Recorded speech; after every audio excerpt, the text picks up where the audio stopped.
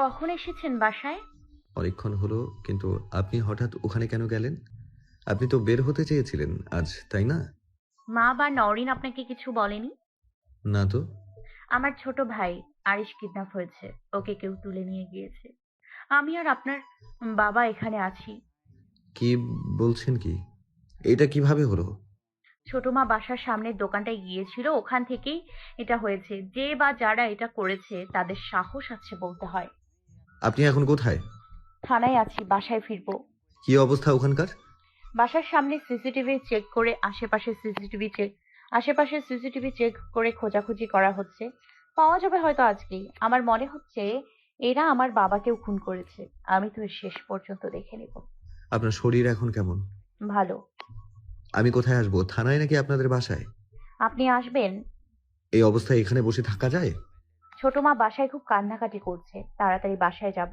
আপনিও ওখানেই আসুন। আঙ্কেলের শরীর ভালো না, আমি ওনাকে বাসায় পাঠিয়ে দিচ্ছি। আচ্ছা, ঠিক আছে, আমিও আসছি তাহলে। জি। আরশাল রেডি হয়ে বের হয়েছে আলিজার বাসা যাওয়ার উদ্দেশ্যে। এমন সময় তিথির অফিসের সামনেই তিথিকে কারোর সাথে দাঁড়িয়ে থাকতে দেখে। কারোর সাথে কথা বলছিল, দেখে মনে হচ্ছিল ঝগড়া করছে। একবার ভাবলো বাইক থামিয়ে এগিয়ে যাবে, ঠিক তখনই তিথি অফিসের ভেতর চলে গেল। তাই ভাবলো ওর অফিসের ব্যাপার, হয়তো ওখানে যাওয়া উচিত না। তাই আর সেখানে না দেখে নিজের গন্তব্যে রওনা দিল। আলিজা বাসায় ফিরছিল, এমন সময় অচেনা নম্বর থেকে মেসেজ আসে। হয়তো পুলিশ ফোর্সের হতে পারে ভেবে এই মেসেজটা দেখে। আপনার একটা সাহায্যের প্রয়োজন আছে। এই জায়গায় আমাদের পুলিশ ফোর্স পৌঁছে গিয়েছে। আপনিও সেখানে চলে যান। আশা করা যাচ্ছে আপনার ছোট ভাইকে ওখানেই পাওয়া যাবে। আপনি ওখানে গিয়ে দাঁড়াবেন 8টার দিকে। দুজন এসে আপনাকে নিয়ে যাবে। ওখানে একটা পুরোনো বাড়িতে আমাদের লোকেদের আলোচনার সভা বসানো হয়েছে। আমরা ধারণা করছি যারা আপনার ভাইকে নিয়ে গিয়েছে তারাই আপনার বাবাকে খুন করেছে। আপনি তাড়াতাড়ি যে জায়গার নাম বললাম সেখানে পৌঁছে যান। আমাদের কন্ট্রোল রুম বা কোনো অফিসারকে কল দিয়ে জানানোর প্রয়োজন নেই। ওনারাই আপনাকে জানিয়ে দিতে বলেছেন। ওনারা ব্যস্ত আছেন। আপনি তাড়াতাড়ি চলে আসুন। আলিজা তাড়াতাড়ি গাড়ি ঘোরাতে বলে ড্রাইভারকে। সেই জায়গায় যেতে বলে যেখানে মেসেজ যেতে বলা হয়েছে। ম্যাডাম ওইটা তো সরি ম্যাডাম, ওইটা তো গ্রাম এলাকা। যে সে গ্রামে না ভয়ঙ্কর। গ্রামে দিন দুপুরে মানুষ খুন হয়। আপনার এত ভাবতে হবে না চাচা, আপনি চলুন। আরিশ বিপদে আছে, তাকে উদ্ধার করা প্রয়োজন। আপনি আমাকে ওখানে রেখে জনপদে এসে অপেক্ষা করবেন। আমাকে তদন্তের ওখান থেকে এসে নিয়ে যাবে, চিন্তা নেই। তবুও ম্যাডাম। তাড়াতাড়ি চলুন চাচা, হাতে সময় নেই। ড্রাইভার আর কথা না বাড়িয়ে গাড়ি ঘুরিয়ে রওনা দেয় সেই গ্রামের উদ্দেশ্যে। প্রায় আধা ঘন্টা পর নির্দিষ্ট জায়গায় এসে পৌঁছায় আলিজা। গাড়ি থেকে নেমে দাঁড়ায় আর গাড়ি নিয়ে সামনে গিয়ে দাঁড়াতে বলে। অনেক দূর দূর আলো দেখা যাচ্ছে, আশেপাশে কোথাও মানুষ নেই বললেই চলে। কিছুক্ষণ পর দুজন লোক এসে পেছন থেকে জিজ্ঞেস করলো। আপনি মন্ত্রী সাহেবের মেয়ে? প্রশ্ন শুনে পেছনে ঘুরে তাকায়। দুজন লম্বা চড়া লোক বুকে হাত বেঁধে দাঁড়িয়ে আছে। আলিজা মাথা নেড়ে হ্যাঁ বলে। তখন দুজন তাকে তাদের সাথে যেতে বলে। আলিজা জিজ্ঞেস করে আপনারা কোন থানার, কিন্তু কেউ কোনো জবাব দেয় না। তাদের মধ্য থেকে একজন বলে ওঠে, আপনার ফোন বন্ধ রাখুন, কোনো কল যেন না আসে, বা আপনিও কাউকে কল দিবেন না। আর এমনিতেও এখানে নেটওয়ার্ক থাকে না। ফোন কেন বন্ধ করতে হবে স্যার? আমার ফোন সাইলেন্ট করা আছে, সমস্যা নেই। বন্ধ রাখুন, আপনার জন্যই ভালো হবে। আলিজা আর কথা বাড়ায় না, ফোনটা বন্ধ রেখে তাদের সাথেই যেতে থাকে। 5 মিনিট হাঁটার পর আলিজা জানতে চায় আর কত দূর যেতে হবে। তখন তাদের দুজনের একজন বলে, ওই তো আলো জ্বলছে ওই বাড়িটায়। আমার ভাইকে কি পাওয়া গিয়েছে? খোঁজ চলছে। আচ্ছা, এখানে আপনাদের হেড কে আছেন? গেলেই দেখতে পাবেন, চলুন। লোকগুলো আলিজাকে নিয়ে সেই বাড়িটার একটা রুমে প্রবেশ করে। যদিও এখানে অনেকেরই থাকার কথা ছিল, কিন্তু এখানে আসলেই কেউ নেই। তার মানে আলিজা যা ভেবেছিল তাই হলো, তাকে ধোকা দিয়ে এখানে নিয়ে আসা হয়েছে। পাশে রাখা টেবিল থেকে রশি নিয়ে একজন হাত আর পা বাঁধতে শুরু করলো আলিজা। আলিজা চিৎকার করছে, নড়াচড়া করছে, কিন্তু কিছুতেই কিছু হলো না। অতঃপর দুজন শক্তিশালী পুরুষের কাছে হার মেনে নিয়েছে সে। আলিজাকে বেঁধে মেঝেতেই ফেলে রেখে দুজন বাহিরে চলে যায়। রুম সম্পূর্ণ অন্ধকার, কোথাও নেই কোনো আলো। তবে মাঝে মাঝে পাশের রুম থেকে কেমন গোঙানোর আওয়াজ আসছে। স্পষ্ট কিছু শোনা যাচ্ছে না কিছুতেই। এবার একটু ভয় লাগা শুরু হয়েছে আলিজার। তবে কি খারাপ নজর পড়েছে তাদের উপর? কেউ কি বড় শত্রু রূপে সামনে আসছে? প্রথমে তার বাবা, আর এখন তার সৎ ভাই, আর সে দুই হাঁটুতে মাথা নিচু করে রেখে বিড়বিড় করে কথা বলেই যাচ্ছে সে। হঠাৎই দরজা খোলার শব্দ হতেই মাথা উঁচু করে তাকায় আলিজা। রুমের লাইটটা অন হয়ে যায়। রুমে প্রবেশ করা লোকটি একটা কালো হুডি পরে, কালো কাপড় দিয়ে মুখ ঢাকা। আলিজার সামনে চেয়ার টেনে বসলো লোকটি। সামনে বসা লোকটার দিকে এক পলকে তাকিয়ে আছে আলিজা। তো মিস্টার আমজাদ শেখের কন্যা, আমাদের আত্মীয়তা কেমন লাগছে? কোনো রকম অসুবিধা হচ্ছে না তো? চুপ করে আছেন কেন? বলুন কিছু। আশা করছি এখানে আপনার কোনো অসুবিধা হচ্ছে না। আপনি যদি চান আপনার ছোট ভাইকে এখানে পাঠিয়ে দিতে পারি। কি ছোট ভাইকে এখানে একসাথে যাচ্ছেন?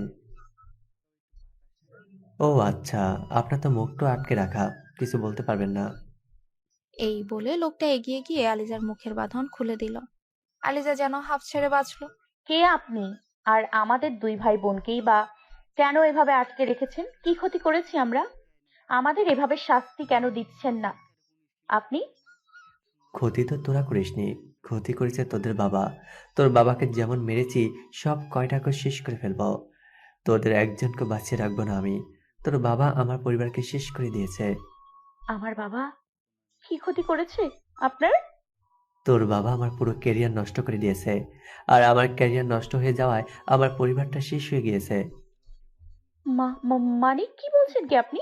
আমার বাবা আপনার ক্যারিয়ার কেন নষ্ট করতে যাবে? আমার বাবা খুব ভালো মানুষ ছিলেন। আমি আপনার কথা কোনোভাবেই বিশ্বাস করি না। মিথ্যে বলছেন আপনি। আমি আপনার কথা বিশ্বাস করি না। মিথ্যে আমি বলছি না। তোর বাবা আমার পরিবারের জীবন যেভাবে নষ্ট করে দিয়েছে, আমি সেরকম তোর বাবাকে শেষ করে দিয়েছি। তোদের সবাইকে শেষ করে দেব। আপনি জানেন না আপনি কাকে শেষ করে দিয়েছেন। আর চাইলেই সবকিছু শেষ হয়ে যায় না। খুব বড় ভুল করে ফেলেছেন আপনি মন্ত্রী পরিবারের পিছে লেগে। আমার তো যা শেষ হওয়ার হয়ে গিয়েছে, শুধু বাকি আমি। আমি আর কি শেষ হব? আমার পরিবারকে শেষ করে দিয়েছে, তাতেই তো আমি শেষ। আমার হারানোর আর কিছুই নেই। কি করেছিল আমার বাবা আপনার সাথে যার জন্য তার জীবন নিতে দুবার ভাবলেন না? ভাবিনি কে বলেছে? অনেক ভেবে প্ল্যান করে তোর বাবাকে শেষ করেছি। মন্ত্রীর খুন করা সত্ত্বেও পুলিশ আমার কিছু করতে পারেনি, আর পারবেও না। কে বলেছে আপনাকে ধরা কষ্টসাধ্য? এই যে আজকে একটা ভুল করে ফেলেছেন, এত বড় ভুলের খেসারত তো আপনাকে দিতেই হবে। কে দিবে আমাকে শাস্তি? তুই, যার কিনা হাত পা সব বাঁধা, আর আমি চাইলে মুখটাও বন্ধ হয়ে যাবে। শাস্তি তো আপনাকে আমারই দিতে ইচ্ছে করছে, কিন্তু আমি যদি আপনাকে শাস্তি দেই তাহলে আপনার আর আমার মাঝে পার্থক্য থাকবে না। আপনি অমানুষ হতে পারেন, কিন্তু আমি না। কিন্তু আমি অমানুষ হতে পারি না আপনার মতো। মুখ সামলে কথা বলবি, নয়তো এই যে রিভলভার দেখছিস, এখানকার 6টা গুলির মধ্যে একটা গুলি তোর মস্তিষ্কে ঢুকবে।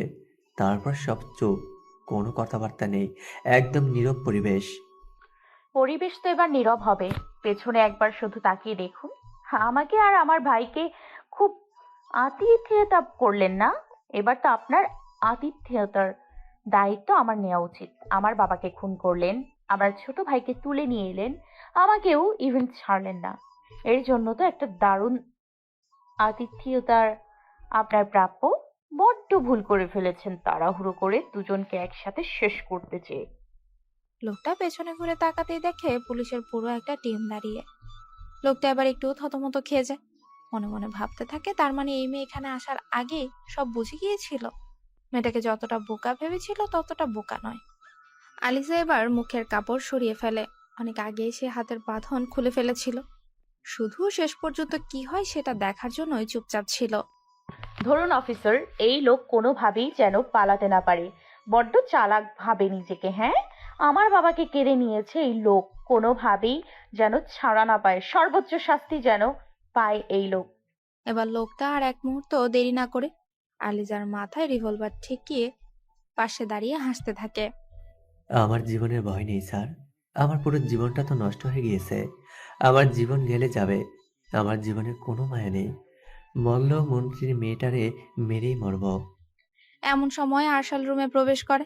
আলিজার মাথায় রিভলভার ঠেকানো দেখে ভয় পেয়ে যায়।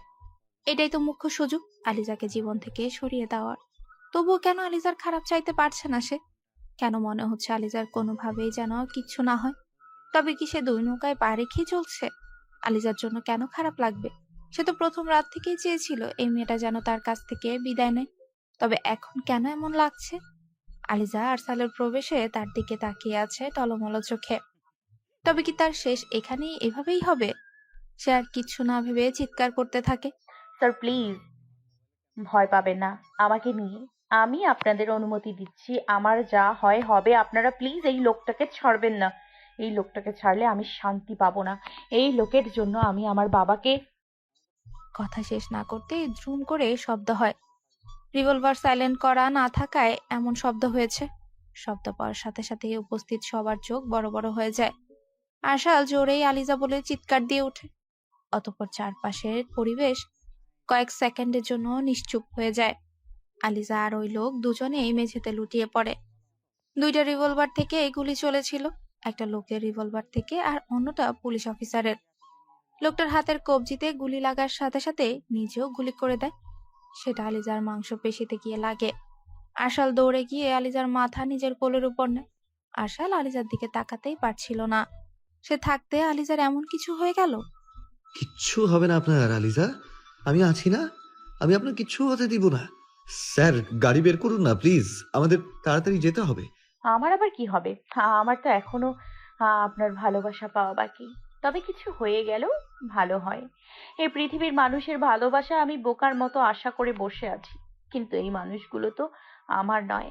আমি মারা গেলে কারো কারো পথ পরিষ্কারও হয়। আমি চলে যাওয়াই ভালো। আমি তো তাই চাইছিলাম। কথাগুলো বলার সময় দুফোঁটা পানি গড়িয়ে পড়ে আলিজার চোখ থেকে। এবার যেন আশালের বুকের ভেতরটা শেষ হয়ে যাচ্ছে।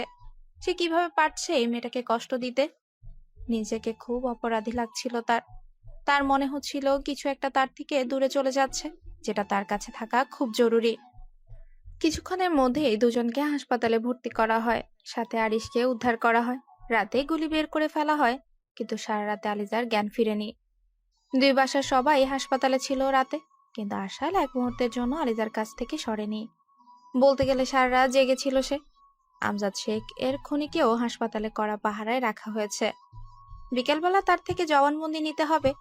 ভোরবেলার দিকে চেয়ারে বসে আলিজার হাত শক্ত করে ধরে বেডে মাথা রেখে ঘুমিয়ে যায় আরশাল। 9টার দিকে রুমে কথাবার্তার আওয়াজে ঘুম ভেঙে যায় আরশালের। তাকিয়ে দেখে আলিজারও জ্ঞান ফিরেছে। আলিজাকে তাকিয়ে থাকতে দেখে মুখে হাসি ফুটে যায় আরশালের। খেয়াল করে সে আলিজার হাত ধরে ঘুমোচ্ছিল। তাড়াতাড়ি করে হাতটা ছাড়িয়ে নেয়। আলিজার হাতে রাতে ব্যান্ডেজ করে দেওয়া হয়েছে। সে এখন পুরোপুরি সুস্থ, শুধু হাতটা কম নাড়াচাড়া করতে হবে যেন ব্যথা না করে। তাই তো সবাই সিদ্ধান্ত নেয় তাকে বাসায় নিয়ে যাওয়ার। আরিশ এসে আলিজার পাশে বসে আছে। আরিশের মার চোখেও আলিজার জন্য সম্মান আর ভালোবাসা দেখা যাচ্ছে। তিনি কৃতজ্ঞ হয়ে আছেন আলিজার প্রতি। বিকেলে আলিজাকে বাসায় নিয়ে যাওয়ার কথা হলে সে আগে থানায় যেতে চায়, কারণ বাবার মৃত্যুর কারণ তার জানতে হবে। যদিও আরশালের বাবা মিস্টার নওয়াজ জানান বিষয়টা তিনি দেখে নেবেন, তবুও আলিজা সেটা নিজের চোখে দেখতে চায়, জানতে চায়। আলিজার কথায় আর কেউ কোনো কথা বলে না। সবাই বাসায় ফিরে যায়, শুধু আরশাল থেকে যায়। বিকেলে সে আলিজাকে নিয়ে থানায় যাবে, তারপর ওখান থেকে বাসায় যাবে। আরশাল রাত থেকে ফোন বন্ধ করে রেখেছিল। তিথিকে বলেছিল আলিজার অবস্থা খুব খারাপ, তারপরে সে বারবার দেখা করতে বলছিল, যার জন্য আরশাল রাগ করে এই কলটা কেটে ফোন বন্ধ করে রাখে। বাইরে এসে ফোন অন করেই যেন মেসেজ নোটিফিকেশন ঝড় উঠে গেছে। এবার সে মেসেজে সীমাবদ্ধ না থেকে তিথিকে কল দেয়, কিন্তু তিথি কোনোভাবে রিসিভ করছিল না। অপেক্ষা করে করে আরশাল যখন আবার আলিজার কাছে যাবে, ঠিক তখনই তিথির কল আসে। অনায়াসে রিসিভ করে নেয় সে। হ্যাঁ তিথি, কল রিসিভ করছিলে না কেন? আমাকে কল দেওয়ার আপনার কি হবে? বিয়ে করে বউ তো পেয়েই গেছেন, যখন ইচ্ছা কাছে পাচ্ছেন, যা ইচ্ছা করতে পারছেন, আমাকে আর কেন লাগবে? নোংরা কথা বলো না তো তিথি। তোমাকে আমি রাতে বলেছি সব, তারপরও এরকম করে কিভাবে বলতে পারো তুমি? ইদানিং তোমাকে খুব অচেনা লাগে। এমন তো ছিলে না, হঠাৎ এত উগ্র মেজাজের কেন হয়ে যাচ্ছ? আমি তোমাকে ওই মেয়েটার সাথে জাস্ট নিতে পারছি না। নিতে বলেছে কে তোমাকে? তোমাদের মেয়েদের দোষ, একটা কিছু হলেই সন্দেহ আর খোঁচা দিয়ে কথা বলো। সামনে থাকা মানুষের অবস্থা একটু বুঝবে তো, তাই না? এখন আমি ফোন রাখছি, কালকে দেখা করব। তিথিকে আর কথা বলার সুযোগ না দিয়ে কলটা কেটে সিমটা অফ করে রাখে। কারণ সে চাচ্ছে না এই ব্যাপারে আবার আলিজার খারাপ লাগুক। মেয়েটার এখন একটু ভালো থাকা দরকার। শরীর ও মন উভয়ের সুস্থতা প্রয়োজন। আলিজার কেবিনে ঢুকে দেখে আলিজা বেডে নেই। ব্যালকনিতে দাঁড়িয়ে থাকতে দেখে ওখানে চলে যায় আশাল। আলিজা আরশালের উপস্থিতি বুঝতে পেরে পেছনে ঘুরে তাকায়। আরশাল দূরে দাঁড়িয়ে আছে দেখে আলিজা আরশালের সামনে গিয়ে দাঁড়ায়। সবসময় এত দূরে দূরে কেন থাকেন আপনি? এখনো কি আমাকে ভালো লাগেনি? আরো সময় লাগবে আপনার? আমার কিন্তু আর সময়ের প্রয়োজন নেই। আমি বুঝে গিয়েছি আমি আপনাকে। কি? আপনি তো বলেছিলেন আপনার পছন্দের কেউ নেই। তাহলে আমাকে কেন নিজের করে নিচ্ছেন না আরশাল? আলিজার এমন স্পষ্ট কথায় আরশাল একটু ভড়কে যায়। সেদিন জ্বরের ঘরে এক কথা বলল, আর এখন আরেক কথা। তবে এতদিনে যা বুঝেছিল আলিজার অনেক জড়তা কাজ করে, ইদানিং তার ধারণা পাল্টে দিচ্ছে এই মেয়ে। আরশাল কিছু বলছে না দেখে তার সবচেয়ে কাছে গিয়ে আর এক মুহূর্ত দেরি না করে জড়িয়ে ধরে আলিজা। আলিজার এমন ব্যবহারে এবার আকাশ থেকে জমিনে পড়ার মতো অবস্থা তার। আরশালের হৃদক্রিয়া বেড়ে গেছে, বুকের মধ্যে ঝুম ঝুম শব্দ হচ্ছে। সেটা হয়তো আলিজা শুনতেও পাচ্ছে। কি করছেন আলিজা? বাইরে মানুষ আছে, তারা দেখবে তো। দেখুক, তাতে আমার কি? আমি তো অন্য কারোর প্রিয়জনকে বা বরকে জড়িয়ে ধরিনি, তাই না? তা ধরেনি, কিন্তু ব্যাপারটা কেমন লাগে না দেখতে? সবাইকে কে দেখতে বলেছে? আর একটা ইম্পর্টেন্ট কথা, আপনি আমার সাথে তুমি করে কেন বলেন না? আপনার মুখে তুমি শুনতে কি কি করতে হবে? তুমি? হ্যাঁ, তুমি। আচ্ছা, বলবো। আমি যেন আর আপনি করে বলতে না শুনি, খারাপ লাগে খুব। আচ্ছা ঠিক আছে, এবার তো ছাড়ো। পুরো দুনিয়া তো আমার সাথে বিট্রে করেছে। আপনি প্লিজ আমার সাথে এরকম কিছু করবেন না। আমি না আপনাকে খুব ভালোবাসি। আপনি আমার সাথে বিট্রে করলে আমি সহ্য করে নিতে পারবো না আরশাল। হুম। আরশাল আর কিছু বলতে পারে না। কি বা বলবে সে? এই মেয়েটার সাথে খারাপ ব্যবহার করতেও তার বাধে, আর সে কিনা ঠকাতে চাইছে। আরশাল এবার সিদ্ধান্ত নেয় তিথির ব্যাপারটা আলিজার সামনে তুলে ধরবে। সে নিজে থেকে বললে এমন পরিস্থিতি তৈরি হবে, আর অন্যভাবে জানলে পরিস্থিতি হাতের বাইরে চলে যেতে পারে। সব বলার পর নিশ্চয়ই আলিজা তার সাথে থাকতে চাইবে না। সে নিশ্চয়ই প্রতারকের সাথে সংসার করার স্বপ্ন দেখবে না। আজকে বাড়ি ফিরে সব বলে দেওয়ার সিদ্ধান্ত নেয় আরশাল। এতে যা হওয়ার হবে। এভাবে একটা বিষয় আর কত চাপা রাখবে সে? বিকেলে জিজ্ঞাসাবাদ শুরু হওয়ার আগেই আলিজা আর আরশাল থানার উদ্দেশ্যে রওনা দেয়। থানায় পৌঁছানোর আগে আলিজা মিস্টার নওয়াজকে কল দিয়ে সেখানে যেতে বলে। আরশাল আর আলিজা গাড়িতে বসে আছে। পেছনের গাড়িতে আলিজার ছোট মাও আসছে। আলিজা চুপচাপ আরশালের কাঁধে মাথা রেখে বসে আছে।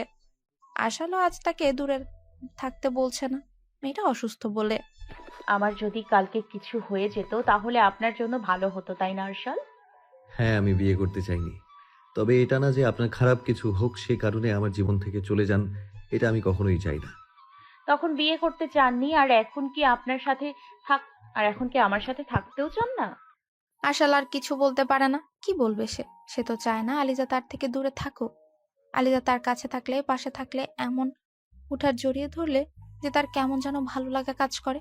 চোখের দিকে তাকালে যেন কোনো অতলে ডুবে যায় সে। চরিত্রহীনের মতো ড্যাব ড্যাব করে তাকিয়ে থাকতে ইচ্ছে করে। কিন্তু সে যে অন্য কারো কাছে প্রতিজ্ঞাবদ্ধ। কিভাবে সে তিথিকে ঠকাবে? আবার আলিজাকে ছাড়লে তার সাথে খুব বড় অন্যায় করা হবে। আলিজা আরশালের কাছে কোনো জবাব না পেয়ে বাইরের রাস্তায় মন দেয়। আরশালও বুঝতে পারে আলিজা নিজের কাঙ্ক্ষিত উত্তর না পেয়ে মন খারাপ করে অন্যদিকে তাকিয়ে আছে। কিছুক্ষণের মধ্যে আরশাল ও আলিজা থানায় পৌঁছে যায়। অল্প কিছু সময় তিনজন নওয়াজ, আরশাল, আলিজা অপেক্ষা করার পর দুজন কনস্টেবল এসে তাদের একটা রুমে নিয়ে যায়, যেখান থেকে তারা আলিজার বাবার খুনিকে দেখতে পাবে। তিনজন চেয়ার টেনে বসে ততক্ষণে লোকটাকে জিজ্ঞাসাবাদ করা শুরু হলো। প্রথমে কিছু না বলতে চাইলেও কয়েকটা আঘাত গায়ে পড়লেই চিৎকার করে স্বীকার করলো যে সে সব বলবে। লোকটার আচরণে বোঝা যায় হয়তো মাথার সমস্যা হয়েছে। থেকে থেকে হাসে, আবার গম্ভীর হয়ে যায়, আবার কান্নাও করে। পুলিশের ধারণা তাকে ডাক্তার দেখাতে হতে পারে। সে যদি এমনই থাকে তাহলে তো শাস্তির ব্যবস্থা করা কঠিন হয়ে যাবে। বলো, কেন তুই মন্ত্রী সাহেবকে খুন করেছিস? বল, তোর সাহস হলো কিভাবে? প্রশ্ন করার সাথে সাথে এই লোকটি অফিসারের নাক বরাবর জোরে একটা আঘাত করে। অফিসার ছিটকে মেঝেতে পড়ে যায়। উপস্থিত সকলে স্তম্ভিত হয়ে যায়। আমি বলেছি না আমি বলবো। তারপরও আমাকে তুই করে জিজ্ঞেস কেন করবি? তুই শাস্তি দিতে চাইছিস না আমাকে? নিজেই যদি নিজের শাস্তি দিয়ে দেই, তাহলে তোরা তোদের মনস্কামনা পূর্ণ করবি কিভাবে? আমার সাথে খারাপ ব্যবহার না, ওকে? ওখানে থাকা বড় অফিসার সবাইকে শান্ত হতে বলে, কারণ বেশি বাড়াবাড়ি করলে বিপরীত কিছু হয়ে যেতে পারে। নিজেও লোকটিকে শান্ত হয়ে বসতে অনুরোধ করেন। কিছুক্ষণ পর পরিবেশ ঠান্ডা হয়ে যায়, কিন্তু পরক্ষণে লোকটা কান্না করে ওঠে। সেখানে থাকা সবাই একে অপরের মুখ চাওয়াচাই করতে থাকে। কান্নাটার কারণটা কি? অফিসার কাউসার সবাইকে ঠান্ডা হতে বলেন। নাম কি তোমার? রফিক। জানো তো, তাই না, তোমাকে এখানে কেন ডাকা হয়েছে? হ্যাঁ, ওই আমজাদ শেখ নামক জানোয়ারের বাচ্চাটাকে খুন করার অপরাধে। রফিকের শেষ উক্তি শোনা মাত্র আলিজা রেগে দাঁড়িয়ে যায়। কোনো মেয়ে তার বাবা সম্পর্কে খারাপ কথা হজম করতে পারবে না। আলিজাও তার ব্যতিক্রম নয়। আশালের বাবা আলিজাকে বসতে বলে আর চুপচাপ শুনে যেতে বলে। রফিক প্রথম থেকেই বলা শুরু করে তার কথা। আমি বিয়ে করেছি 2 বছর হয়েছে। বউ নিয়ে গ্রাম থেকে শহরে আসি। মোটামুটি ভালো বেতনের একটা জবও পাই। পেশার সাংবাদিক। ভালোই চলছিল আমাদের দুজনের সংসার। সারাদিন যত পরিশ্রম করি না কেন, রাতে বাসায় ফিরে বউয়ের হাসিমাখা মুখ, খুনসুটি এসবই আমার দিন কেটে যাচ্ছিল। আমার আর ওর কাছে বলতে কেউ ছিল না। আমরা দুজন দুজনের একমাত্র আপনজন ছিলাম। ভালো লাগা খারাপ লাগা আমাদের একে অপরের সাথে ভাগাভাগি করে নিতে হতো। সে কোনো বিষয় নিয়ে রাগ করলে আমি খুব সহজে রাগ ঠিক করে ফেলতাম, কারণ সে রাগ পুষে রাখতে পারতো না। এভাবে কয়েক মাস কেটে যায় আমাদের। একদিন বাসায় ফিরছিলাম। রাস্তায় গাড়ি থেকে নেমে মিনিট দুয়েক সময় বাসায় হেঁটে যেতে হয় আমার। প্রতিদিনের মতো হেঁটেই যাচ্ছিলাম। তখন রাত 11টার বেশি বেজে গিয়েছে। এক জায়গায় দেখি 5 থেকে 6 জন লোক মিলে একজনকে মারছে। এক পর্যায়ে পিটানোটা খুনের পর্যায়ে চলে যায়। খুন করে দলের মাঝখান থেকে একজন বেরিয়ে আসে। আমার ভিডিওটা তখনই এক্সপেন্সিভ হয়ে যায়। দেখে খুনি আর কেউ না, সবার প্রিয় মন্ত্রী সাহেব আমজাদ শেখ। আমি অবাকের চরম পর্যায়ে চলে যাই। দল থেকে বের হয়ে ছুরি ধুয়ে নিজের হাতও ধুয়ে নিল। আমি একদম এক পাশ থেকে ভিডিওটা করছিলাম। এমন সময় মন্ত্রী সাহেব নিজেই আমাকে দেখে নেয়। আমি আর এক মুহূর্ত দেরি না করে ওখান থেকে পালানোর উদ্দেশ্যে দৌড়ে পালাই। পিছনে তেমন কাউকে না দেখে বাসায় ঢুকে যাই। ভয় লাগছিল, আবার কৌতূহলও জেগেছিল।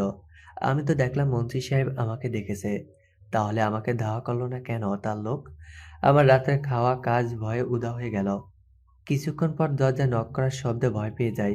বুঝতে পারছিলাম না কি করব। দরজা না খুলে দেওয়ায় দরজা ধাক্কানো শুরু করে দেয়। আমি আমার স্ত্রীকে খাটের নিচে লুকাতে বলি। সে বুঝতে পারছিল না কি হয়েছে, কারণ আমি তো তাকে কিছু বলিনি। সে আমার কথা শুনতে চাচ্ছিল না। এক পর্যায়ে রাজি হয়ে খাটের নিচে চলে যায়। আমি তাকে বলি যে আমি না বললে যেন বাইরে বের না হয়। সেও মাথা নাড়িয়ে সম্মতি দেয়।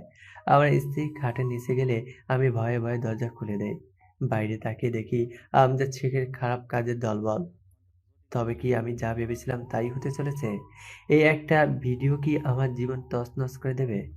আমি একটু দেরি না করে নিজের আর স্ত্রীর ক্ষতি হওয়ার ভয় করে ফোনটার সামনে ওদের এগিয়ে বাড়িয়ে দিলাম। প্লিজ, আমার ভুল হয়ে গিয়েছে। এই নিন ফোন। আমি আর কখনো এরকম কাজ করব না। আমি ভীষণভাবে লজ্জিত। প্লিজ মাফ করবেন। ভুল যেহেতু হয়ে গিয়েছে, এর শাস্তি তো পেতেই হবে। এই ফোনটা রাখ আর ওকে ধরে রাখ। দেখ তো রুমে কেউ আছে কিনা। মাইয়া মানুষ থাকলে তো কেউ কথাই নাই। আজকের পাখি পেয়ে যাবি। একদম ডানা ছেটে দিব। শালার কত বড় সাহস, ভিডিও করে। এই ধর ওরে। দুজন লোক ঘরের ভেতরে ঢুকে যায়। আমার বুকের মধ্যে তখন ঝড় শুরু হয়ে গেছে, সবটা হারানোর ভয়। না, প্লিজ ভাই, ঘরে কেউ নাই। আমারে এবারের মতো মাফ করে দেন। মন্ত্রী সাহেব কোথায়? আমি ওনার কাছে ক্ষমা চাইব। সারা জীবন ওনার গোলাম হয়ে থাকবো। কিছু ভুলের জন্য সারা জীবন পস্তাতে হয়। ভেতরে দুজনের হাসির শব্দ আর আমার স্ত্রী চিল্লানোর শব্দ শুনতে পাই। একজন বলে ওঠে, মালটারে পাইছে আইজ রাইতে সকলের মন ভইরা যাইবো ভাই। আমি বারবার অনুনয় করতে থাকি। ভেতরে স্ত্রীর কান্না শুনতে পাই। নিজেকে খুব অপরাধী মনে হচ্ছিল। আমি ছুটোছুটি করছিলাম, কিছু করতে পারছিলাম না। বারবার আল্লাহকে ডাকছিলাম। দোয়ার সাথে দাওয়াও তো লাগে কিছু, কিন্তু শুধু আল্লাহর কাছে চাইতেই পারছিলাম, কিছু করতে পারছিলাম না। অতঃপর সব শেষ। এটুকু বলেই লোকটা থেমে গেল। সবাই চুপ হয়ে গেছে তার বর্ণনা শুনে। কিছুক্ষণ চুপ থেকে লোকটা উচ্চস্বরে হেসে ওঠে। সবাই যেন তার বলা বর্ণনার ঘোর এখনো কাটেনি। ওদিকে আলিজার চোখ দিয়ে পানি ঝরে যাচ্ছে। হয়তো চোখের এই পানির সাথে বাবাকে দেওয়া সম্মানের সবচেয়ে উঁচু জায়গাটার পরিবর্তন ঘটেছে। আরশাল আলিজার অবস্থা বুঝতে পারে। নিজের বাবার করা এমন অন্যায়ের ঘটনার সত্য সামনে আসায় আলিজা ভেঙে পড়েছে। আলিজার কাঁধে হাত রাখতে আলিজা আরশালের দিকে তাকায়। আপনি কেন কান্না করছেন? একদম কান্না করবেন না। এই লোক মিথ্যে বলছে, তাই না? মিথ্যা বলে কি লাভ হবে বলেন? খুন তো সে করেই ফেলেছে, শাস্তি তাকে পেতেই হবে। মিথ্যা বলে তো শাস্তি কমাতে পারবে না। আমি বিশ্বাস করি না। আমার বাবা এটা করতে পারে না। আচ্ছা, কান্না থামিয়ে দেখুন কি বলে। আলিজা কান্না করতেই থাকে। তার কান্না যেন থামছেই না। ওইদিকে রফিকও কান্না শুরু করে দিয়েছে। কিছুক্ষণ পর কান্না থামিয়ে নিজেই বলতে থাকে। প্রায় 2 ঘন্টা পর একে একে সবাই বাইরে চলে এসে তৃপ্তির হাসি আসে। আমার স্ত্রীর গলা আর শোনা যাচ্ছিল না। আমি জবাই করা বকরির মতো চটপট করে যাচ্ছিলাম আর কান্না করে করে আল্লাহকে ডাকছিলাম। আমার মতো অসহায় হয়তো সেদিন কেউ ছিল না। আমি একমাত্র আমার নিজের তুলনায় নিজেকে পরিপূরক ছিলাম। কিছুক্ষণ পর আমাকে গাড়িতে তোলা হয়। খেয়াল করি আমার স্ত্রীকেও দুজন মিলে পাজাগোল করে গাড়িতে উঠায়। গাড়ি চলতে থাকে, চলতেই থাকে। আমি সারা রাস্তায় কান্না করে যাচ্ছিলাম। কিছু সময় পর গাড়ি একটা ফাঁকা জায়গায় এসে থেমে যায়। সবাই মিলে নেমে পড়ে। আমাকেও নামিয়ে একপাশে 2-3 জন মিলে ধরে দাঁড় করিয়ে রাখে। স্ত্রীকেও নামানো হয়। তখনও বুঝিনি সে মৃত লাশ হয়ে গিয়েছে। গাড়ি থেকে পেট্রোল নিয়ে তার শরীরে ঢেলে দেওয়া হয়। আমি বুঝতে পারছিলাম না কি হতে চলেছে। জোরে জোরে চিৎকার করতে থাকি, কিন্তু কোনো কাজ হয় না। একটা জ্বলন্ত ডিএসএলআর কাঠে গিয়ে তার শরীরে পড়ে। ব্যাস, সব শেষ। ওখানে 2টা জীবন শেষ হয়ে গিয়েছে। সেদিন একটা শুধু শরীর বেঁচে ছিল। কথা শেষ করে লোকটা নিজের মাথা চুলকি সব শেষ, সব শেষ করতে থাকে। ওখানে দাঁড়িয়ে থাকা প্রায় সকলের চোখ ছলছল করছিল। কে কি বলবে সবাই বলার শক্তি হারিয়ে ফেলেছিল। সামান্য ভিডিওর জন্য একটা মানুষের জীবন শেষ করে দিতে পারে কেউ? অফিসার কাউসার এবার লম্বা সময় চুপ থাকার পর প্রশ্ন করেন। আচ্ছা, খুনটা করলে কিভাবে? কিভাবে জানলে মন্ত্রী সাহেব ওই সময় বের হবে? রফিক কিছুক্ষণ চুপ থেকে বলে ওঠে। ওই শালা তো একটা পিঁপড়া। শালার আমি পা দিয়ে পিষে ফেলেছি। আমার জীবনটা তছনছ করে দেওয়ার পর আমি একটা সেকেন্ডও ঘুমাতে পারিনি। সব সময় ওই কুত্তার বাচ্চার বাড়ির আশেপাশে অপেক্ষা করতাম, কখন বের হবে, সুযোগ পাবো। আর সেদিন ভোরবেলা এক প্রকার গার্ড ছাড়া দেখে সুযোগ আর মিস করিনি। সুযোগ আমি মিস করিনি। শালার শেষ করে দিয়েছি। শেষ, সব শেষ, সব শেষ। আলিজা নিজের চেয়ার ছেড়ে উঠে দৌড়ে বাহিরে চলে যায়। নওয়াজ সাহেব ইশারা করে আরসালকেও আলিজা কোথায় গেল তা দেখতে বলে। আরসাল নিজেও এবার বেরিয়ে যায়। আলিজা পুরো থানায় একটু দাঁড়ায়নি, একদম বাহিরে চলে গেছে। আরসালও আর দেরি না করে আলিজার পিছনে। বাইরে বের হয়ে গেলে আরসাল গিয়ে আলিজার হাত ধরে ফেলে। আলিজা নিজের হাত ছাড়িয়ে নেওয়ার চেষ্টা করে, কিন্তু কিছুতেই আরসাল তার হাত ছাড়ে না।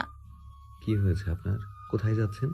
আমার বাবা নামক অপরাধের ঝুলির কাছে সব জানাতে আমি তার আসল সত্য জেনে গিয়েছি।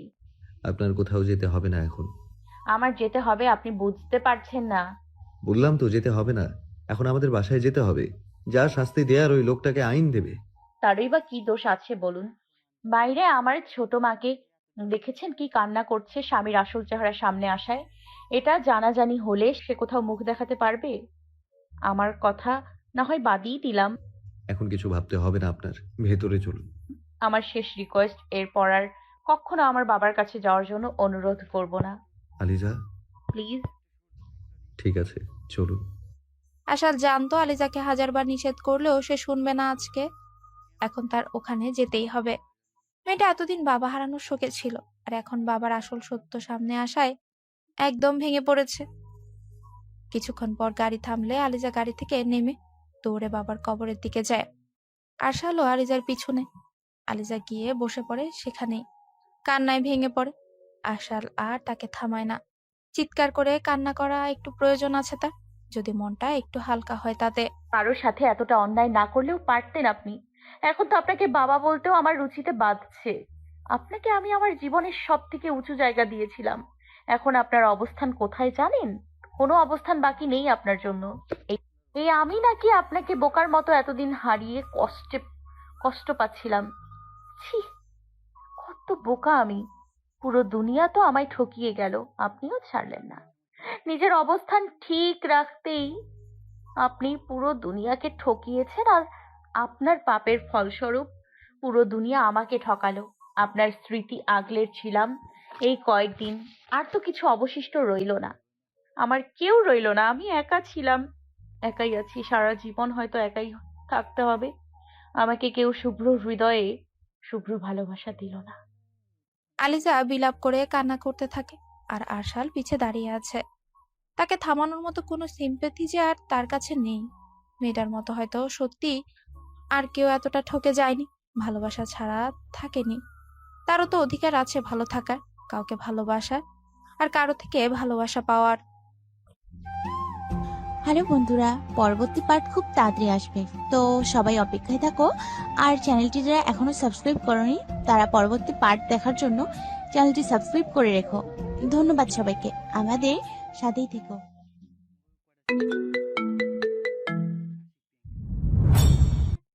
আলিজা বিলাপ করে কান্না করতে থাকে আর আরশাল পিছে দাঁড়িয়ে আছে।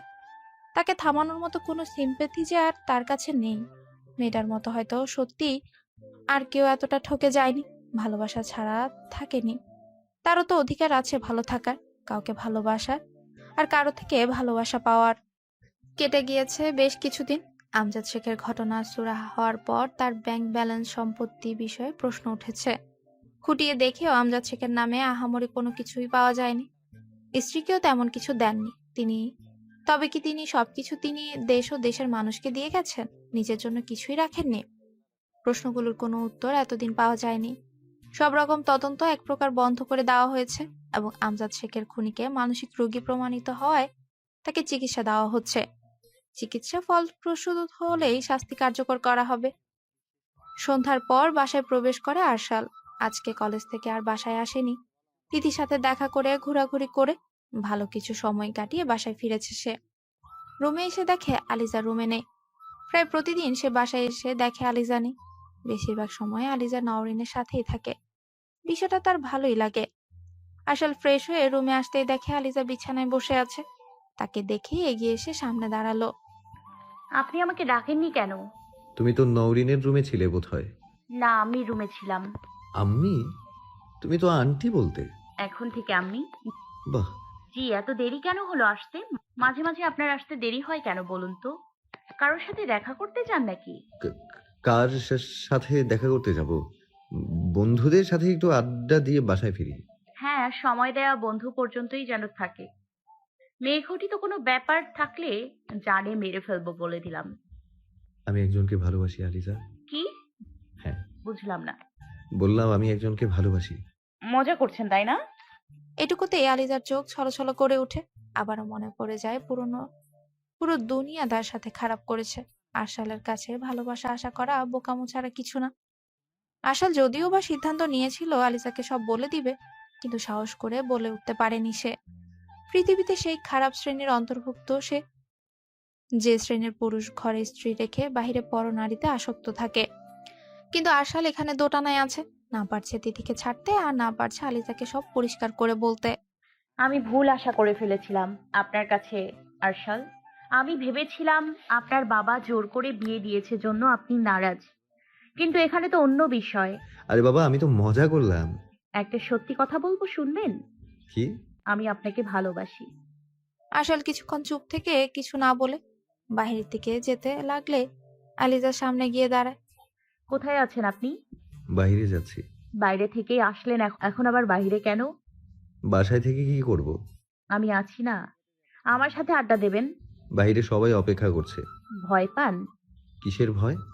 এই যে আমার সাথে সময় কাটালে যদি আমাকে ভালোবেসে ফেলেন। বাজে কথা। একদম সত্যি কথা। আপনি আমাকে 1 সপ্তাহ সময় দেন, শুধু আমার সাথেই কাটাবেন। তাহলে? তাহলে নিজেই বুঝতে পারবেন আপনি আমাকে ভালোবাসেন। চ্যালেঞ্জ নিচ্ছ মনে হচ্ছে। এখানে চ্যালেঞ্জ নেওয়ার কি আছে? হ্যাঁ, চ্যালেঞ্জেই ধরুন। আপনি তো ভয় পান। আশার কিছু না বলে বাইরে চলে যায়। আলিজা ওখানে ঠায় দাঁড়িয়ে থাকে। তবে কি আশাল সত্যিই তাকে ভালোবাসবে না কখনো? সে কেন তাহলে আশালে সবটা জেনেও মিথ্যে আশা নিয়ে এখানে পড়ে আছে? আলিজা বারান্দায় চলে যায়। খোলা আকাশের দিকে চেয়ে থাকে। এত বড় আকাশের নিচে মানুষের অভাব নেই, কিন্তু এত এত মানুষের মধ্যেও তার একটা ব্যক্তিগত মানুষের খুব অভাব। কেউ একজন তো তার জন্য থাকতে পারতো, তার জন্য যে কিনা তার সব কথা মন দিয়ে শুনবে, সাহারা দিবে, ভালোবাসবে, বিপদে পাশে থাকবে। কিছু কিছু মানুষ খুব সঙ্গীহীনতায় থাকে, তবুও তো তাদের পরিবার অন্যান্য কাছের মানুষ থাকে। কিন্তু আলিজার যে পূর্ণতার খাতা একদম শূন্য। সেদিন আরসাল গোসলে গেলে আলিজা রুমেই ছিল। রুমটা এলোমেলো থাকায় ঠিক করছিল। এমন সময় মেসেঞ্জারে মেসেজের শব্দ হতেই কৌতূহলবশত মেসেঞ্জারে যেতেই যেন পুরো পৃথিবী অন্ধকার হয়ে যায় তার। হাত দিয়ে মুখ চেপে কান্না থামিয়ে মেসেজ দেখতে থাকে। সে ভেবেছিল সময় লাগলেও সে আরসালের কাছাকাছি হতে পারবে, একজন মানুষ অন্তত তার হবে। কিন্তু তার ধারণা সম্পূর্ণ মিথ্যে প্রমাণিত হয়ে গেছে সেদিন। তবুও সেদিন থেকে চেষ্টা করে যাচ্ছে আরসালকে বুঝতে না দিয়ে সবকিছু ঠিক করার। সে চাইছে আরসাল যেন তাকে ভালোবাসে। আরসাল বাহিরে বন্ধুদের সাথে আড্ডা দিয়ে বাসায় ফিরে যাওয়ার আগে তিথির সাথে ফোনে কথা বলছিল। এমন সময় একটা ছেলে সামনে এসে দাঁড়ায়। তার সমবয়সী হবে, একদম তার সামনে দাঁড়িয়েছে সে। আরসাল এবার ফোনটা হোল্ড করে জানতে চায় কিছু বলবে কিনা। ছেলেটা ইশারা করে ফোনটা রাখতে। আরসাল তিথিকে ফোন রাখতে বলে কলটা কেটে দেয়। জি বলুন। আপনার সাথে কিছু কথা ছিল। হ্যাঁ বলুন। আমি শিহাব, তিথির প্রেমিক। মানে ঠিক বুঝলাম না। আপনি হয়তো তিথির সাথে কথা বলছিলেন। আপনাকে আমি কয়েকদিন ধরে ফলো করছি, কথা বলার সুযোগ খুঁজছি। কি বলতে এত কিছু করছেন আপনি? প্লিজ আপনার মাথা ঠান্ডা করুন আর আমার কথাগুলো শুনুন। আমি আপনার ফেসবুক আইডিতে রিকোয়েস্ট পাঠিয়েছি, মেসেজও দিয়েছি। আপনি দেখেননি, তাই সামনাসামনি দেখা করার প্রয়োজন অনুভব করলাম। তিথির সাথে আমার সম্পর্ক 4 বছর। কি বলছেন আপনি? হ্যাঁ, যা বলছি সত্যি বলছি। হুট করে এসে একটা কথা বলে দিলেন আর আমি বিশ্বাস করলাম? তা কেন করবেন? আমি আপনাকে সব প্রমাণ দিয়ে দিয়েছি। মেসেজ চেক করে নেবেন প্লিজ। আমাদের একসাথে ছবি, মেসেজ, ভয়েস মেসেজ সব কিছু আপনাকে দিয়েছি। বয়স শুনলে অবশ্যই চিনতে পারবেন। আমি দেখছি, দাঁড়ান। বাই, ওগুলো পরে দেখে নেবেন, আগে আমার কথাগুলো শুনেন প্লিজ। হুম। তিথির সাথে আমার সম্পর্ক 4 বছরের। খুব ভালো দিন যাচ্ছিল। আমার তাকে মাঝে মাঝে সন্দেহ হতো, কিন্তু সে আমাকে বুঝিয়ে সবকিছু ঠিক করে নিত। ইদানিং কিছুদিন সে আমাকে একদম ইগনোর করছে। আগের মতো কল, মেসেজ, অফিসেও কথা বলে না, আমাকে এড়িয়ে চলে। সেদিন অফিসে তিথি বড় স্যারের কাছে গেলে ওর ফোন চেক করি। তিথি আর আমার পাশাপাশি ডেস্ক। আপনার সাথে কনভারসেশন দেখে আমার মরে যাওয়ার মতো অবস্থা। তো ভালোবাসার পরও মানুষ কিভাবে ঠকাতে পারে? তিথি যেমনই হোক, আমি ওকে ভীষণ ভালোবাসি। আমি ওকে হারাতে পারবো না ভাই। ওই মেয়েটা আমার জীবন। ওকে না পেলে আমার কি হবে আমি নিজেও জানি না। আর ভাই, আমি যতটুকু জেনেছি আপনি বিবাহিত। তাহলে শুধু শুধু কেন স্ত্রীকে ঠকাচ্ছেন? এটা করবেন না প্লিজ। তিথিকে প্লিজ ভিক্ষা দিন আমাকে। ওকে ছাড়া বাঁচবো না। আমি আপনার পায়ে পড়ছি ভাই, প্লিজ আমার সাথে এই অন্যায়টা করবেন না। তিথি আপনার জন্য আমাকে ইগনোর করছে। আপনি চলে গেলে 4 জনের জন্যই ভালো হয়। আপনি আপনার স্ত্রীর সাথে ভালো থাকুন, আমার উপরে একটু দয়া করুন প্লিজ ভাই। আপনি যদি প্রমাণ করতে পারেন তিথির সাথে আপনার সম্পর্ক ছিল বা আছে, তাহলে আমি কথা দিলাম আমি সরে আসব। সব প্রমাণ আমি আপনাকে দিয়ে দিয়েছি, প্লিজ দেখে নিন। ওগুলো তো ফেকও হতে পারে। মেসেজ আইডি ফেক হতে পারে, কিন্তু ওর গলার টং তো চিনবেন। ভয়েসও তো এডিট হতে পারে। আচ্ছা ভাই, ওয়েট করেন, আমি আপনাকে এক্ষুনি প্রমাণ করে দিচ্ছি। শিহাব নিজের প্যান্টের পকেট থেকে ফোনটা বের করে, তিথির ফোন নম্বর বের করে আরসালকে দেখায়। নম্বরটা দেখে নিন। এটাও আবার বিশ্বাস হতে কষ্ট হতে পারে। আমি আমার ভালোবাসার পরীক্ষা দিতে প্রস্তুত। জি, কলটা দিতে থাকুন। শিহাব এবার তিথির ফোনে কল দেয়। প্রথমবার কল রিসিভ করে না, দ্বিতীয়বার কল দিতেই কলটা রিসিভ করে নেয়। শিহাব এবার ফোনটা লাউড স্পিকারে দেয়। আরসাল খুব মনোযোগ সহকারে ঘটনা পর্যবেক্ষণ করে। তিথি, হ্যাঁ বলো। তোমাকে বলছি এই সময় কল দিবে না, রুমে মা থাকে। একটা কথা জানার জন্য শুধু কল দিয়েছিলাম। কি কথা বলো? আমি তো তোমার জন্য একটা রিং কিনতে এসেছিলাম, কিন্তু তোমার পছন্দ হবে কিনা তাই তো জানি না। আমাকে না জানিয়ে রিং কেন কিনতে যেতে হলো তোমায়? এসেছি, আমার পছন্দ মতোই নিলাম। তুমি না। আমিও কি? কিছু না, থাকো রাখছি। ভালোবাসি বলবে কে? ভালোবাসি তো। আচ্ছা, এখন রাখছি। ঠিক আছে। ফোনটা রেখেই সে আবার আরশালের দিকে তাকায়। আরশাল কথা বলার শক্তি হারিয়ে ফেলেছে। এই তিথির জন্য সে কিনা করেছে। নিজের বিবাহিত স্ত্রীকেও সেই স্ত্রীর অধিকার দেওয়া তো দূর, ডিভোর্স দেওয়ার কথা ভেবেছিল। না, আর না। সে কিভাবে এতদিন চোখে কাপড় বেঁধেছিল? নিজের কাজ আর চরিত্রের প্রতি থুতু ফেলতে ইচ্ছে করছে তার। আলিজা কি তখন ওই ব্যাপারের পর, এতদিন অবহেলা করার পর তাকে তার মনে জায়গা দিবে? কিন্তু দুষ্ট গরুর চেয়ে তো শূন্য গোয়াল ঢের ভালো। আলিজা গ্রহণ করলে করবে, না করলে না, একাকী থাকবে। তবুও যে নারীর জন্য এত কিছু করার পরও যার মনে অন্য কারো বসবাস, তার কাছে আর ফিরবে না। ভাই, হুম। শুনলেন তো? এবার প্লিজ আপনার কথাটা রাখুন। হ্যাঁ, কথা যেহেতু দিয়েছি, কথা আমি রাখবো। আপনি তো বলেছিলেন আমি প্রমাণ করতে পারলে আপনি নিজেকে সরিয়ে নেবেন। আপনি প্লিজ তিথিকে অবহেলা করা শুরু করুন। আমাদের যে কথা হয়েছে সে যেন এটা না জানে। জানবে না। দুজনের মধ্যে আরো কিছুক্ষণ কথাবার্তা চলে। আর এই আলাপে একজনের হৃদয় ভাঙে, সাথে আরেকজনেরটা সতেজতা লাভ করে। রাত 12টা বাজে। আলিজা আরশালের জন্য অপেক্ষা করতে করতেই ঘুমিয়ে গেছে। আরশাল বাসার সদর দরজায় দাঁড়িয়ে আলিজাকে কল দেয়। ফোনটা বেজে উঠতেই আলিজার ঘুম ভেঙে যায়। আরশাল। দরজার বাহিরে দাঁড়িয়ে আছি। সবাই কি ঘুমিয়েছে? হ্যাঁ, আমিও ঘুমিয়ে গিয়েছিলাম। কখন এসেছেন আপনি? ফোনে কথা বলবে নাকি দরজা খুলে দেবে? সরি, আমি আসছি। আলিজা তাড়াতাড়ি করে বিছানায় ছেড়ে দরজা খুলে দেয়। আরশাল ভেতরে চলে আসে। আলিজাও দরজা লক করে আরশালের সাথে রুমে আসে।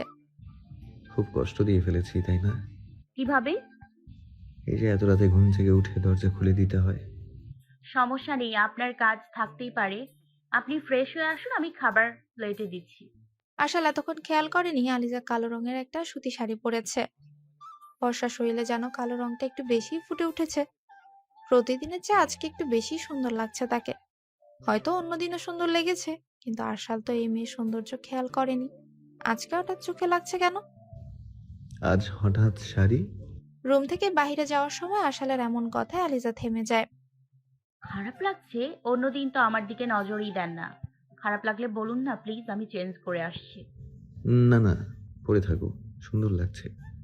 আচ্ছা ঠিক আছে, আপনি ফ্রেশ হয়ে আসুন, আমি খাবার দিচ্ছি। আলিজা, জি বলুন। ভালোবাসো? হঠাৎ এমন প্রশ্ন, কিছু হয়েছে আপনার? বলো না। প্রশ্ন করলে উত্তর দেবে, উল্টো প্রশ্ন করতে হয় না। হ্যাঁ। 7 দিন সময় চেয়েছিলে না? আলিজা মুখে কিছু না বলে অবাক চোখে আরশালের দিকে তাকিয়ে থাকে। তার আবার আজ কি হলো বাইরে থেকে এসে? এত রাতে বাইরে থেকে আসার সময় রাস্তায় কোনো ভূত ঘাড়ে চেপে বসেনি তো? কারণ এতদিনে আরশাল খারাপ ব্যবহার তো কখনো করেনি, কিন্তু এভাবেও তো কথা বলেনি। কি হলো? হ্যাঁ চেয়েছিলাম। সারা জীবন তোমাকে দিয়ে দেব, নেবে? আরশাল, আমার মনে হয় আপনি কোনো বিষয় নিয়ে চিন্তিত আছেন। ফ্রেশ হয়ে খাওয়া দাওয়া করে ঘুমান, সকালে সব ঠিক হয়ে যাবে। কথাগুলো বলে আলিজা বাহিরে যেতে লাগলে আরশাল আলিজার হাত ধরে টান দেয়। আলিজা টাল সামলাতে না পেরে আরশালের বুকে এসে পড়ে। পরক্ষণেই সাথে সাথে নিজেকে ঠিক করে নেয়। আমি একটা প্রশ্ন করেছি, বুঝতে পারো না তুমি? যাও, তুমি তোমার খাবার খেয়ে ঘুমাও। বলেই আশাল ওয়াশরুমের দিকে চলে যায়। শুনুন, রাগ করছেন কেন? আপনি তো কখনো আমার সাথে এভাবে কথা বলেননি, তাই আমার কেমন অস্বস্তি লাগছিল। মনে হচ্ছিল আপনার কিছু হয়েছে বা আপনি অসুস্থ। প্লিজ রাগ করবেন না আমার উপর। আশাল কোনো কথা না বলে জোরে ওয়াশরুমের দরজা বন্ধ করে দেয়। এদিকে আলিজা থম মেরে দাঁড়িয়ে থাকে। সে কি করবে এখন? কি করা উচিত তার? আলিজা ওয়াশরুমের বাহিরে তোয়ালে নিয়ে আশালের জন্য অপেক্ষা করছে। অবশেষে আশাল বের হয়। আলিজা তোয়ালেটা এগিয়ে দেয়। সেটা নিয়ে বিছানার দিকে চলে যায় আশাল। আমি কি খাবার? আবার খাবার খাবার শুরু করেছো? খাবো না আমি। আচ্ছা ঠিক আছে, ভেবেছিলাম একসাথে খাবো, কিন্তু আপনি তো খাবেন না। আলিজা কথাটা বলে বিছানার একপাশে গিয়ে শুয়ে পড়ে। সে চোখ বন্ধ করেই শুয়ে আছে। খাবে, চলো। কথাটা শুনে চোখ খুলে ফেলে আলিজা। আমি আর খাবো না, খেতে ইচ্ছে করছে না। আমি উঠতে বলেছি আলিজা। সব সময় আপনার কথা কেন শুনবো আমি? আমার কি নিজের শখ আহ্লাদ নাই কিছু? ঘুমান আপনিও। কি হলো, দাঁড়িয়ে আছেন কেন? নিজের জায়গায় গিয়ে ঘুমান। উঠবে না? না। উঠবে না তো? উঠছি। আলিজা বিছানা ছেড়ে উঠে আরশালের সাথে কোনো কথা না বলে বাইরে যেতে লাগলে আরশাল তাকে দাঁড়িয়ে যেতে বলে। আলিজাও বাধ্য মেয়ের মতো দাঁড়ায়। বলুন। আমার মতো খারাপ চরিত্রের পুরুষ হয়তো তুমি এই পৃথিবীতে আর পাবে না। তোমার সাথে অনেক অন্যায় করে ফেলেছি। তুমি কথায় কথায় বলতে না যে পুরো দুনিয়া তোমায় ঠকিয়েছে। হ্যাঁ, ওই পুরো দুনিয়ার মধ্যে আমিও ছিলাম। আমি ছিলাম একরকম, আর তুমি দেখেছো একরকম। আমি মিথ্যে মানব। তবুও কিছু সত্য কথা শুনবে? না, কিছু বলতে হবে না। তোমার জানা প্রয়োজন। আমি বিয়ের সময় থেকেই তোমাকে বলতে চাচ্ছি, কিন্তু আমি কষ্ট পাবো জন্য বলেননি। এখনো বলবেন না প্লিজ। আপনি এখন বললে আমি এখনো কষ্ট পাবো। আমি আপনার অতীত জানতে চাই না। আলিজা, আমি কিচ্ছু জানতে চাই না আরশাল। হয়তো তোমাকে ঠকানোর জন্যই আজ আমি নিজেও ঠকেই গেছি। আমি চাই না আর কখনো বাহিরমুখী হতে। আমি আমার করা ভুলগুলো শুধরে নিতে চাই। একটা কি সুযোগ দেবে আমায়? এই যে কাছে টেনে নিতে চাইছেন, আপনার সব ঠিকঠাক হয়ে গেলে আবার আমাকে কাছের টুকরোর মতো ভেঙে ফেলে রেখে যাবেন না তো? বিশ্বাস রাখতে পারো? সত্যি বিশ্বাস করতে পারি আপনাকে? হ্যাঁ, সম্পূর্ণভাবে। জানেন তো, আপনি ছাড়া এই পৃথিবীতে আমার কেউ নেই। আপনি যদি আমাকে আবার দূরে সরিয়ে দেন, তাহলে আমার আর বেঁচে থাকা হবে না। কথাটা শেষ করতে দেয় না আরশাল, মুখ চেপে ধরে আলিজাকে থামিয়ে দেয়। দুজন দুজনের চোখের দিকে তাকিয়ে আছে। আজকে আলিজার চোখ দুটো যে মাদকের মতো নেশা নেশা লাগছে। কয়েক সেকেন্ড এই চোখে তাকিয়ে থাকলে নিশ্চিত এই চোখে ডুবে যাবে সে। আলিজা অদ্ভুত শব্দ করতে থাকে মুখ দিয়ে। অতপর আরশাল খেয়াল করলো সে তো আলিজার মুখ চেপে ধরেছে। সাথে মুখ থেকে হাত সরিয়ে নেয়। উফ, এভাবে কেউ মুখ চেপে ধরে? আর একটু হলে দম বন্ধ হয়ে এই যে আবার আজে বাজে কথা। এসবের জন্যই তো মুখ চেপে ধরেছিলাম। এখন এখানেই দাঁড়িয়ে থাকবেন নাকি খেতে যাবেন? রাত তো শেষ হতে চললো। চলো। শুক্রবার, সাপ্তাহিক ছুটির দিন মানেই সবার দুপুর পর্যন্ত ঘুমানো। সবার না, শুধু মিস্টার নওয়াজ আর আরশালের। কিন্তু অনেক রাত করে ঘুমানোর কারণে আলিজাও আজ ঘুম থেকে উঠতে পারেনি। তাছাড়া প্রতিদিন সে ভোরবেলা উঠেই নামাজ শেষ করেই রান্নাঘরে চলে যায়, কেননা নওরিনের প্রাইভেট থাকে, আরশালের পড়াতে যেতে হয়। সকালে ঘুম থেকে উঠেই দেখে রুম থেকে বাহিরে আলো আসছে। তাড়াহুড়ো করে উঠে পড়ে আলিজা। ফ্রেশ হয়ে নামাজটা আদায় করে রুমের বাহিরে চলে যায়। বের হয়ে দেখে নওরিন সোফায় বসে আছে। রান্নাঘরে যেতে যেতেই নওরিনকে উদ্দেশ্য করে বলে, তুমি এখানে বসে আছো কেন? গতকাল কি বলেছিলে তুমি? কি বলেছিলাম বলো তো? মনে নেই তো। তা মনে থাকবে কেন? আমি কি কেউ হই নাকি? আরে সোনা বাচ্চা, রাগ না করে বলো তো। আজকে আমাদের হাঁটতে বের হবার কথা ছিল। আজকে শুক্রবার।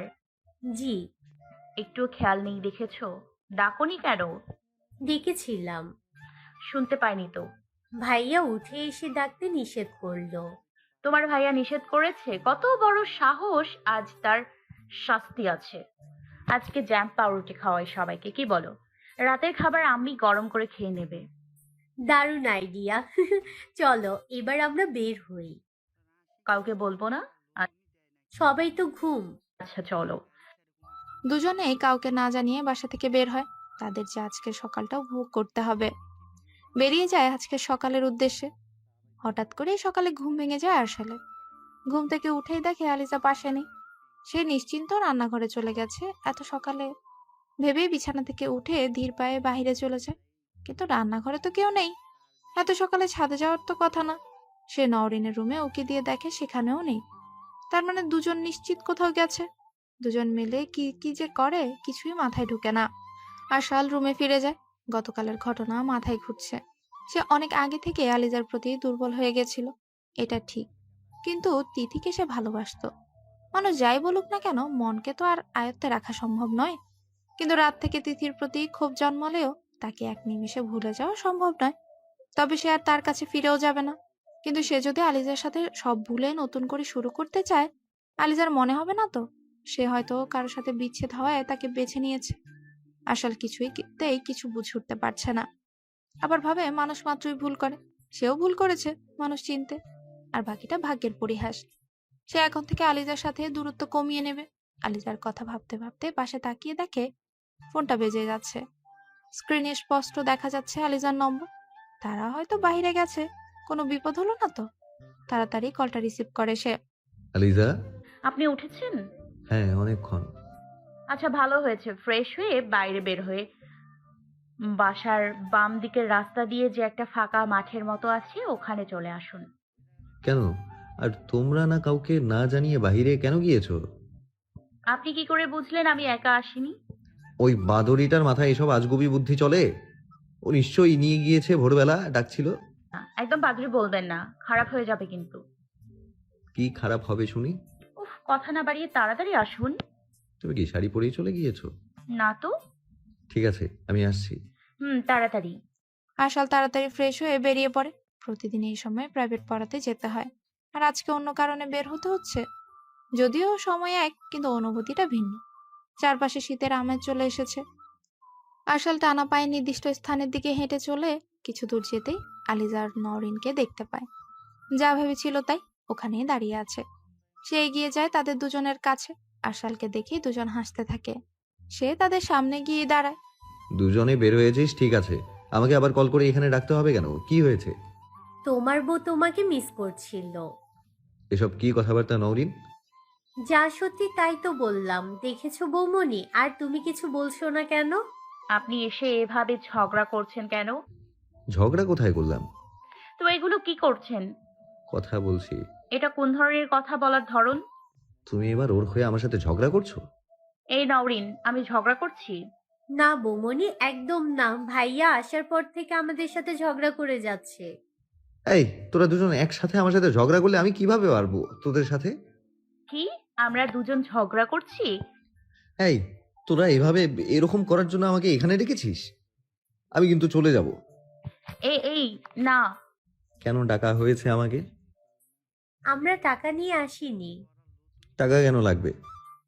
ওখানে একটা দোকান দেখছি, খুব কম দামে সুন্দর সুন্দর শাড়ি বিক্রি করছে। একটা কিনে দাও ভাইয়া। এই শাড়ি এখানে এত সকালে কি করছে? আজকে নাকি এখানে মেলা, সকাল সকাল ওই দোকানটা চলে এসেছে। একটা শাড়িতেই হবে তো? ওখানে যাই আগে। মানে পরিমাণ বাড়তে পারে? হ্যাঁ, আবার নাও বাড়তে পারে। আচ্ছা চল। নওরিন 3টে শাড়ি পছন্দ করলে আশাল তাকে 3টে শাড়ি কিনে দেয়।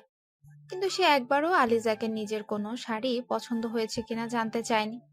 নওরিন যখন দেখলো চলে যাওয়ার সময় হয়ে এসেছে, কিন্তু আশাল এখনো আলিজাকে জিজ্ঞেস করেনি যে আলিজার কোনোটা পছন্দ হলো কিনা।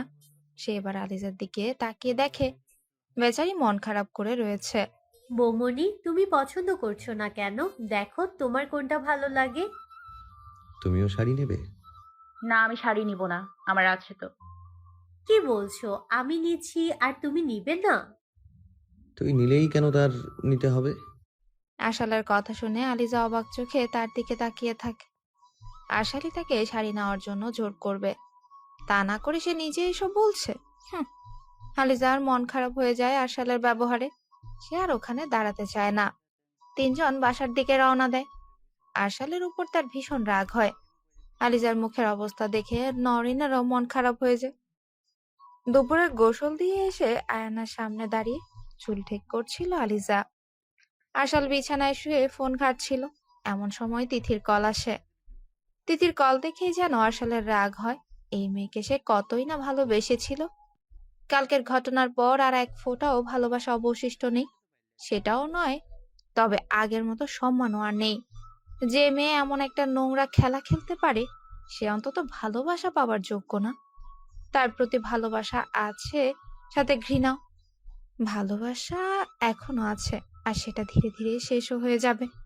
আশাল তাড়াতাড়ি কলটা কেটে মেসেঞ্জারে চলে যায়। তুমি জানো আমি এই দিনটা বাড়িতে থাকি। এই একটা দিন অন্তত পরিবারের সাথে থাকতে দাও। পরিবার মানে তুমি ওই মেয়েটার সাথে আসো, তাই না?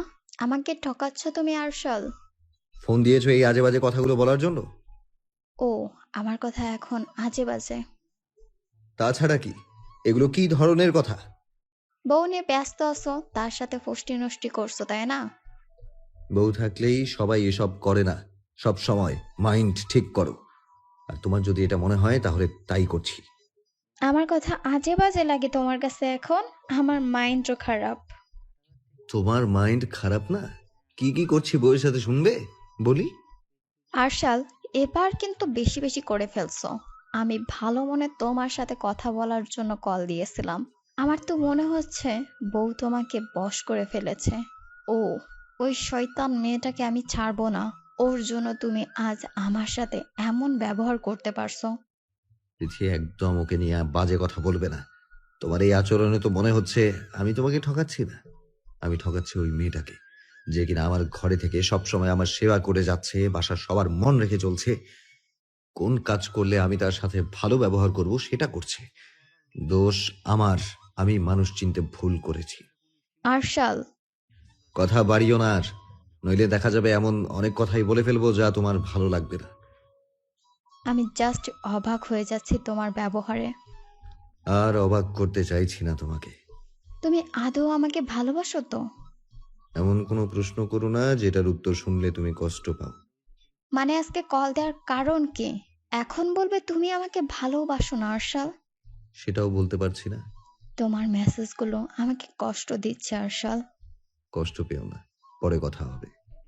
প্লিজ দেখা করতে পারবে? খুব মিস করছি তোমায়। না, আজ দেখা করতে পারবো না। আরশাল মেসেঞ্জার থেকে বেরিয়ে আসে। ততক্ষণে খেয়াল করে আলিজা রুমে নেই। সে আবার এখন কোথায় গেল? আরশাল বাইরে বেরিয়ে দেখে আলিজা আর তার বাবা ড্রয়িং রুমে বসে কথা বলছে। ওখানেই কি যাওয়া ঠিক হবে সেটাই ভাবছে সে। কিছু একটা ভেবে সামনের দিকে না গিয়ে আবারও রুমে যায়। আমি আপনাকে ডাকছে। কথাটা শুনে মাথা উঁচু করে তাকায় আরশাল। এতক্ষণ সে বসে বসে তিথি আর তার আরেকটা প্রেমিকের মেসেজ, ভয়েস, ছবি দেখছিল। আলিজা রুমে আসতেই ফোনটা রেখে দেয়। আমি কেন আমাকে ডাকবে এখন? জানি না, কোনো দরকার হয়তো। তুমি কি এতক্ষণ ওখানেই ছিলে? হ্যাঁ, আমি ওখানেই ছিলাম। এখানে থেকে কি করব? আপনি তো ফোন ঘাঁটছিলেন। একটু কাজ ছিল ফোনে, তাই ফোন ঘাঁটছিলাম। আপনার সব সময় কাজ থাকে, আজকে ছুটির দিন, তবু আপনি আপনার ফ্যামিলিকে সময়ই দেন না। আপনি জানেন আপনার ফ্যামিলি আপনাকে কতটা মিস করে? সপ্তাহে 6 দিন তো কলেজে সময় দেন, একটা দিন তো অন্তত বাবা মা বোনকে দেবেন। আর বউয়ের লাগবে না? আমি যে আপনার বউ এটা মানেন জেনে ভালো লাগলো। প্লিজ আলিজা, এভাবে বলো না। মাঝে মাঝে অনেক কথা বলে ফেলতে ইচ্ছে করে আরশাল। আপনার ব্যবহার, আপনার সম্পর্কে যতটা জানি তা মনে হলে খারাপ লাগে। আমিও কষ্ট পাই, আমি যে মানুষ এটা আপনি ভুলেই গিয়েছেন। তোমাকে আসলে সরি বললেও কম হয়ে যাবে। আমার করা ভুলের জন্য আমি তোমার কাছে ক্ষমা চেয়ে ক্ষমা নাও পেতে পারি। তবে একটা জিনিস বুঝে গিয়েছি, আমি মানুষ চিনতে পারি না। নইলে 3 বছর সময় যার পেছনে ব্যয় করলাম সে কিভাবে। প্লিজ আরশাল, এসব বলা বন্ধ করুন। আপনি হয়তো জানেন না আমি আপনার ব্যাপারে সব জানি, আর তাই এই কথাগুলো দ্বিতীয়বার আমার শুনতে ইচ্ছে করছে না। কিছু কিছু কথা হয়তো একবার দুইবার কেন বারবার শোনা যায়, কিন্তু এমন কিছু কথা আছে শোনার শক্তি আর থাকে না। আপনার এই কথাটা আমার আর শুনতে ইচ্ছে করে না, যেহেতু আমি আপনার ব্যাপারে জেনে গিয়েছি। আমিও বুঝেছি, তুমি হয়তো কোনো না কোনোভাবে আমার বিষয় জেনে গিয়েছো। হ্যাঁ, জেনে গিয়েছি আপনার ব্যাপারে। আপনার ভালোবাসার কথা আর একটাবার উচ্চারণ করবেন না আমার সামনে। আমার ভালো লাগে না শুনতে। কি বলুন তো, পৃথিবী আমাকে এত ঠকিয়েছে, এখনো ঠকে যাচ্ছে, এটা শুনতে ভীষণ খারাপ লাগে। আপনি বলেছিলেন আপনার বাবা জোর করে বিয়ে দেয়ায় আপনি শুধু এই বিয়েতে রাজি না। আপনি যদি আপনার এই প্রেমের কথা আমাকে বিয়ের আগে একটাবার জানাতেন কোনো না কোনো ভাবে, তাহলে দেখতেন এই বিয়েটা কোনোভাবেই হতো না। তবে বিয়ের পর তো আর আমাদের কম সময় কেটে গেল না, বেশ কিছুদিন সময় কেটে গিয়েছে, আর এই বেশ কিছুদিন আমরা দুজন একদিনও আলাদা কোথাও থাকিনি। হয়তো খুব অল্প সময় আপনি আমার সাথে থেকেছেন, তো হয়তো আমি আপনার স্পর্শ এখনো পাইনি। একটা রুমে একটা ছাদের নিচে তো থেকেছি, কিন্তু আমাদের মধ্যে স্বামী স্ত্রী কোনো সম্পর্ক নেই। তবুও কেন জানি না মনে হয় আমি আপনাকে ভালোবাসি। আমাকে একবার সুযোগ দেয়া যায় না আলিজা? আমি আর মানুষ চিনতে ভুল করতে চাই না। আমি অতীত আঁকড়ে ধরে বাঁচতে চাই না। আমি নতুন করে তোমার সাথে বাঁচতে চাই। আমিও চাই আমার ভালোবাসার মানুষ আমাকে ভালোবাসুক। আমার প্রিয় মানুষটি বাইরের কোনো মেয়ের কাছে আঘাত পেয়ে আবার আমার কাছে ফিরে এসেছে, এটা ভাবতেই সব অন্ধকার অন্ধকার লাগে। তবে তুমি বলতে চাইছো আমার ওই একটা ভুলের জন্য সারা জীবন পস্তাতে হবে? তুমি একজনকে ভালোবাসো, অন্ধের মতো বিশ্বাস করো, আর তোমার বাবা তোমাকে জোর করে বিয়ে দিয়ে দিল। তখন কি তুমি তোমার ভালোবাসা এত সহজে ভুলে যেতে পারবে? সেই ভালোবাসা থেকে সরে আসতে একটা আঘাতের প্রয়োজন, আর সেটা আমি পেয়ে গিয়েছি। তবে এখন নিজেকে যেমন দোষী লাগছে, তোমার জন্য ঠিক তেমনই অসহায়ও লাগছে। পরিস্থিতি বুঝিয়ে দিচ্ছে আমার করা একটা ভুলের জন্য আমি ভালো থাকার অধিকার হারিয়েছি। ছাড়ুন এসব কথা। আমি আপনাকে ডাকছি, চলুন। আশা করছি খুব তাড়াতাড়ি আমাদের মধ্যে সবকিছু ঠিক হয়ে যাবে। আমি আশা করছি না। এখন কি আপনি চাইছেন আমি আবার আপনার পেছনে ভালোবাসি ভালোবাসি বলে দৌড়িয়ে সময় নষ্ট করি? না, আমি কিছুই চাই না।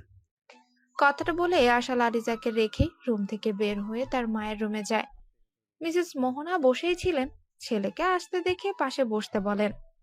আশালও গিয়ে তার মায়ের পাশে বসে। ডাকছিলে কেন আম্মি?